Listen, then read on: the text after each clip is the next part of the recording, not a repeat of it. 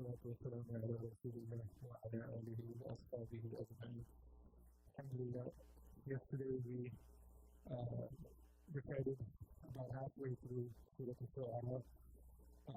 Today we will finish the we will go into Surah Al-Naml, and then after that we will start Surah Al-Qasas, and we will finish that as well, inshallah.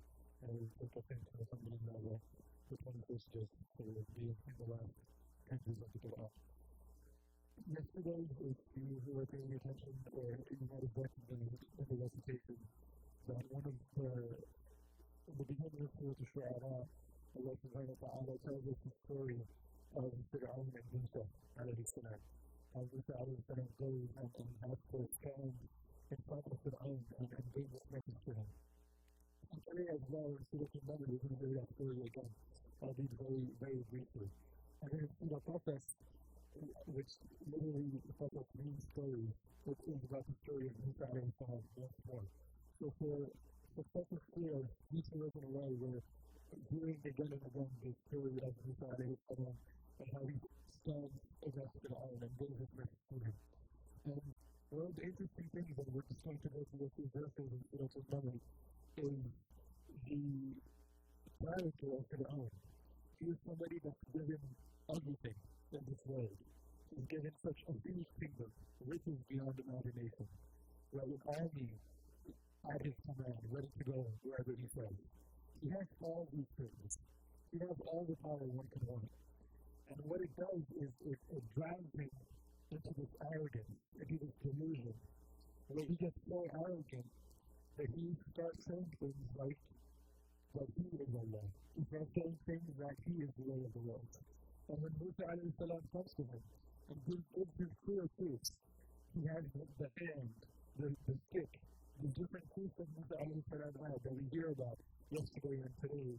Even after seeing all these proofs, Fir'aun and his court, they're not humble enough to accept any of this. And we pick up in Surah Al-Naml after Allah subhanahu wa ta'ala tells us about Musa alayhi salam and him receiving the message, and he is in the court of Fir'aun. And he says about Fir'aun and his ministers, وَجَحَدُوا بِهَا وَاسْتَيْقَنَتْهَا أَنفُسُهُمْ ظُلْمًا وَعُلُوًّا, that they were against it, and they were so arrogant, and they were oppressing themselves, even though وَاسْتَيْقَنَتْهَا أَنفُسُهُمْ, even though deep inside they knew that this was true.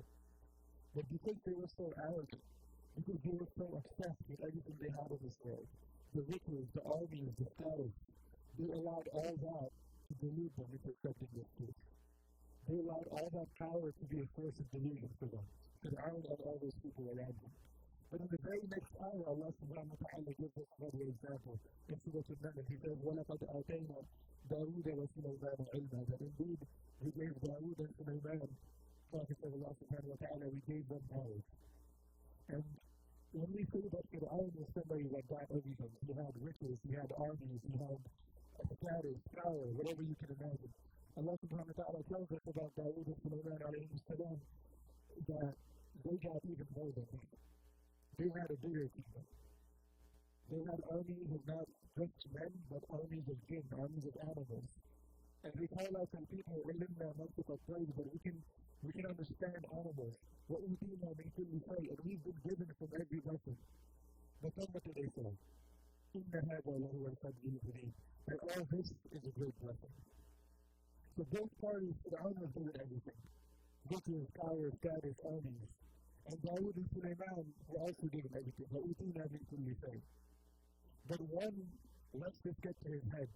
One lets this become a source of him rejecting the truth. But Dawood and Sulaiman, instead of letting that power be a source of rejecting the truth, he uses that as a source to get closer to Allah subhanahu wa ta'ala. To the point where the story continues, and this is what the surah is named after, so this is named after an oath.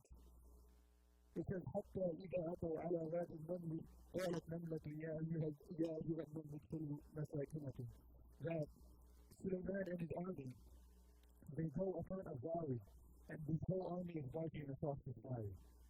And then he hears, because he could understand and he could hear the voices and the speech of animals and insects. And he hears an ant call out to the other ants and say that, "Oh my ants, go back into your holes. Because this army of Suleiman is coming, you're not going to see it, you're going to trample all over you. And Suleiman, alayhi salam, upon hearing this, he actually takes that into account. So on one hand, we see Fir'aun, with all his arrogance and all his might, becomes so deluded by himself that he has the audacity to reject the prophet of Allah subhanahu wa ta'ala. But when Dawood and Sulaiman are given that power, even more power, it only increases them in their responsibility, to the point where the most insignificant of creatures and ants, the most insignificant of creatures makes them veer away from his trajectory. He takes into account the safety of even an ant, because he knows that with all this power, with all this status, I am going to be answerable to Allah subhanahu wa ta'ala. That with all I have, I am still responsible. Other beings have rights over me. The beings are blessings from Allah subhanahu wa ta'ala. And we'll end with, when we come to this, a lot of us in this community, in this masjid, we have been blessed with many things. With houses, with cars, with wealth, with status. But what road are you going to take? Are you going to take the road of Fir'aun, where he lets God become a source of delusion for him? He forgets his haq. He forgets everybody else's haq on him. He doesn't care about others' rights. Or will you take the road of Dawood and Sulaiman, where they even think about the right of an ant? They even let something as insignificant that he don't even think about an ant, he needs his whole army, so that he doesn't even touch a single ant. Which route will you take with those blessings? May Allah subhanahu wa ta'ala allow us to respect what is from the Quran. Jazakumullahu khairan, please rise up to the sunnah.